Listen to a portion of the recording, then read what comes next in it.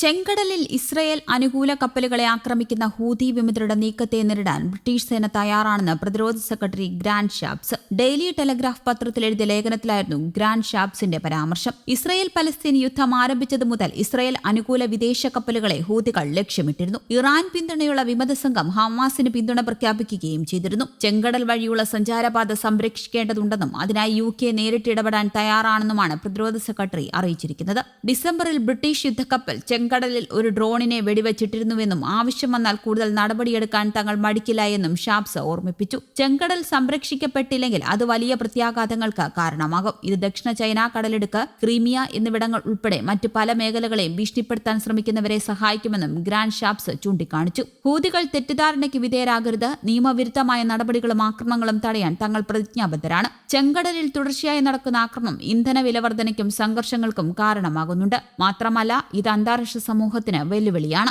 അതുകൊണ്ട് തന്നെ ഈ വിഷയങ്ങളിൽ സഖ്യകക്ഷികൾക്കൊപ്പം നിൽക്കേണ്ടതുണ്ട് എന്ന് അദ്ദേഹം പറഞ്ഞു. നിലവിൽ US-ന്റെയും ബ്രിട്ടന്റെയും യുദ്ധക്കപ്പലുകൾ ഹൂതികളുടെ മിസൈലുകളും ഡ്രോണുകളും വെടിവെച്ചിടുന്നുണ്ട്. വൻതുക ചിലവഴിച്ചാണ് US-ഉം ബ്രിട്ടനും ഹൂതികൾക്കെതിരെ നിലവിൽ ചെങ്കടലിൽ പ്രതിരോധം തീർക്കുന്നത്. ചെങ്കടൽ മേഖലയിലൂടെ കടന്നുപോകുന്ന കപ്പലുകൾ സംരക്ഷിക്കുന്നതിനായി ഡിസംബറിൽ US ഒരു അന്താരാഷ്ട്ര സുരക്ഷാ സഖ്യം രൂപീകരിച്ചിരുന്നു. UK, Canada, France, Bahrain, Norway, Spain തുടങ്ങിയ രാജ്യങ്ങളാണ് US സഖ്യത്തിന്റെ ഭാഗമായത്. സഖ്യത്തിന്റെ ഭാഗമായി HMS ഡയമണ്ട് എന്ന ബ്രിട്ടീഷ് ടൈപ്പ് 45 ഡിസ്ട്രോയർ ഡിസംബറിൽ ഒരു ഡ്രോണിനെ വെടിവെച്ചിരുന്നു. പതിറ്റാണ്ടുകൾക്ക് ശേഷം ഇതാദ്യമായാണ് നേവി ഇത്ര അക്രമാസക്തമായ ഒരു ഗ്രൂപ്പിനെതിരെ വ്യോമാക്രമണം നടത്തുന്നതെന്ന് പ്രതിരോധ മന്ത്രാലയം അറിയിച്ചു. ഞായറാഴ്ചയും US നാവികസേന ചെങ്കടലിൽ ഒരു കണ്ടെയ്നർ കപ്പലിൽ കയറാൻ ശ്രമിച്ച ഹൂതികളുടെ ചെറിയ ബോട്ടുകളും നശിപ്പിച്ചിരുന്നു.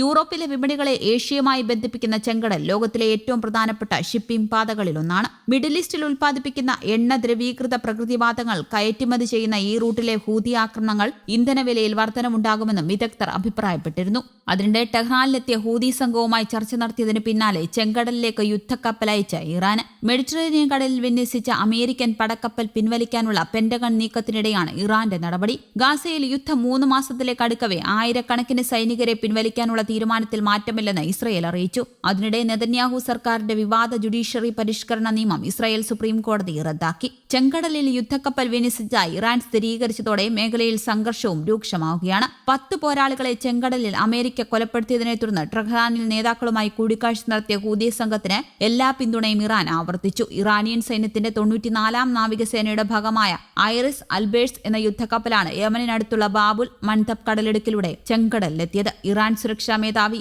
അലി അക്ബർ അഹമ്മദിയൻ ഉന്നത ഹൂതി വക്താവ് മുഹമ്മദ് അബ്ദുൽ സലാമുമായി ചർച്ച നടത്തി. ഹൂതികൾക്കും യമനുമെതിരെ വ്യാപക ആക്രമണം ലക്ഷ്യമില്ലെന്ന് അമേരിക്ക വ്യക്തമാക്കിയിരുന്നു. എന്നാൽ സൈനിക സന്നാഹങ്ങൾ ഒരുക്കി നിർത്താൻ തന്നെയാണ് ഹൂതികളുടെ തീരുമാനം. ചെങ്കടലിൽ അമേരിക്കൻ കപ്പലിന് നേരെ ഹൂതികൾ ആക്രമണം നടത്തിയെന്ന് ഇസ്രയേൽ പത്രവും റിപ്പോർട്ട് ചെയ്തു. കിഴക്കൻ സിറിയയിൽ നിന്ന് ഇറാൻ അനുകൂല സേനയുടെ പിന്മാറ്റം നടക്കുന്നതായ റിപ്പോർട്ടുകളും പുറത്തുവന്നു. യുദ്ധം മാസങ്ങൾ നീണ്ടു നിൽക്കുമെന്ന പ്രഖ്യാപനങ്ങൾക്കിടയിലും ഗാസയിൽ നിന്ന് ആയിരക്കണക്കിന് സൈനികരെ പിൻവലിക്കാനുള്ള തീരുമാനത്തിൽ മാറ്റമില്ലെന്ന് ഇസ്രയേൽ സേനയും അറിയിച്ചു.